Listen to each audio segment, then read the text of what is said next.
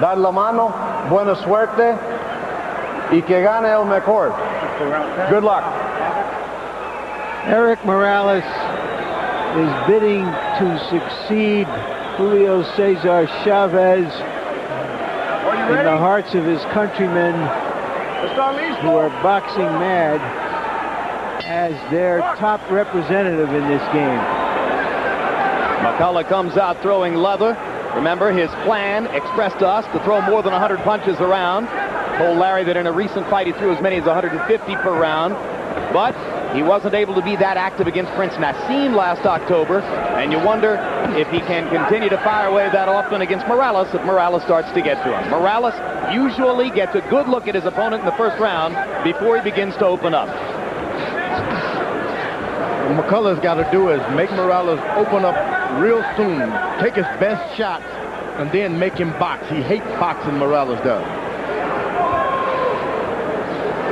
Once he's got over his big punches, if he hasn't knocked you down, he just doesn't know what to do. Of course, McCullough last October fought Nassim Hamed at 126 pounds. He comes back down to something closer to his natural weight at 122 to fight Morales. We asked him if he was worried about Morales' knockout punching power. He said, hey, nobody hits harder than Naz, and I went 12 rounds with him at a higher weight class. So why should I worry about Morales? The thing about Morales, he's a finisher. He hurts you, then he tries to finish you. Naz will get you with one shot. If it doesn't finish you, he will let you recover. Morales is a finisher. He's a finisher.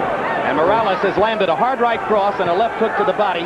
McCullough coming back with a lot of activity of his own. And when you find a fighter like Morales who chooses another glove other than the old standards, that means problems with the hands. Been broken here and there. You land big shots, you always break a knuckle here and there. Is there any hard puncher, serious knockout puncher in the sport who doesn't have hand problems, George? No, we all have hand problems if you're going to be a puncher. You got to look out for that. So we look for things like gloves to protect him. So he's probably having some hand problems already in training camp to suggest a different glove already. The subject will come up later this evening again with Prince Nassim, who's had hand problems of his own, particularly with the left hand, and he says that now that he's being wrapped by Emmanuel Stewart, that will be different. But you can only use so much gauze in the ring on fight night.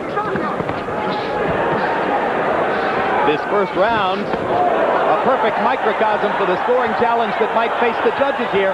McCullough landing more, Morales landing harder. They trade leather down the stretch in round one.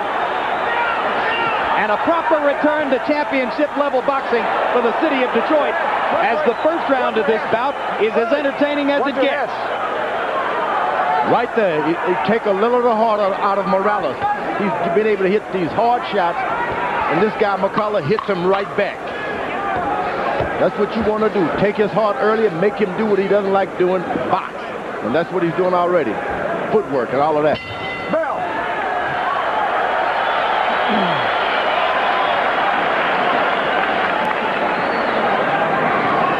How you feel? Good. Okay. Listen right here. I need to keep them hands up. I don't want you to get, there's such an exchange so early with him. Right? I don't want to be smart with my jab. Be smart. Getting off of it. And you got to keep that level going. You got to give him, you can't be on the end of the right here. That's where your danger is when I'm on the end of the punches, okay? Has to keep your distance. I want you to stay away from him. Just fight him from the outside. You don't have any need to get so close to him. And his chin is up in the air. Good left-right by Morales, his best combination of that round. McCullough is right back on him. Seconds out. And the really interesting thing that happened in the corner was that his father, who is his head trainer, and who himself had once fought over 60 professional fights, has told him to abandon the style that he came in swearing he would do. He's told him to stay away from him and box him and use his reach rather than go toe-to-toe as he wants to. This is Morales you're talking about. Yep. Why the change in strategy, George? Oh, he cannot stay. This is one guy who's going to take everything he has, and if you won't last the whole fight throwing all your big shots now. You got to jab, build up your points, and I'll box this kid.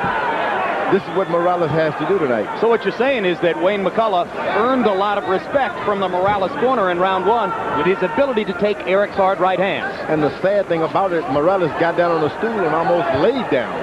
Doesn't look like a fighter who intended to do a whole lot of fighting tonight. He didn't sit down. He just got almost laid backward. Well, you think the pace was too much for him in that first round? Well, he was able to hit this guy McCullough with a hard right hand, and he only hit him back. Might have expected to do more damage. You expect a guy to fall on the shot that he hit him with. Underlining McCullough's point, even though he didn't win but 2 rounds against Naseem Hamed, he took his heavy shots. And McCullough said, I was a little surprised to hear it, he said, hey, nobody punches like the Prince. Morales, if he gets himself together and stops crossing that left foot backwards as he back up so he can stay in position, can do some damage. Morales going against the ropes and allowing McCullough to rake him to the body and head before countering with 1 hard right hand. And now the uppercut does damage. McCullough wobbled slightly, and now McCullough dances to show Morales that he's okay. Take his heart. You let a puncher like that hit you with his best and start laughing and jumping, he's not going to have much heart left. All this and Prince Naseem too. Detroit gets its boxing money worth tonight. Morales doesn't try to box. He moves around and waits until he can start punching again. When he's not punching, he's not doing anything. Hard right hand and hard left hand landed by McCullough. Now Morales lands a left hook. And once again, McCullough shakes it off. McCullough is looking to stay low, do whatever you're going to do, even throw punches from while the guy's higher than you. Get your head down and throw punches upward. McCullough has reached the stage of his career where he needs to win a big fight.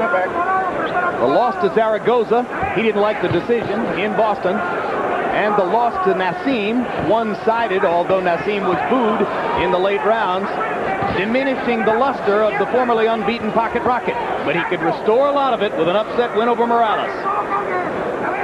McCullough is smart. He's already been able to get some good body punching in.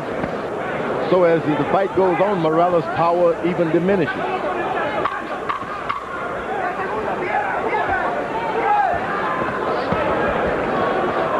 Okay, my break.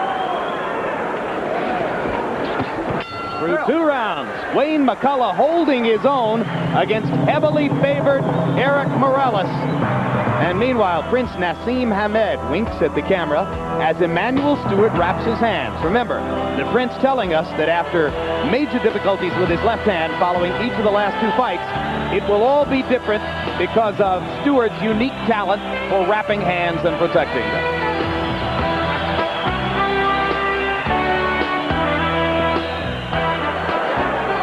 Here's the sharpshooting Morales, finally getting McCullough taking a break so that he himself can advance with his punches. As long as McCullough is on top of him, he has to hold back, but here he comes on with a brilliant barrage.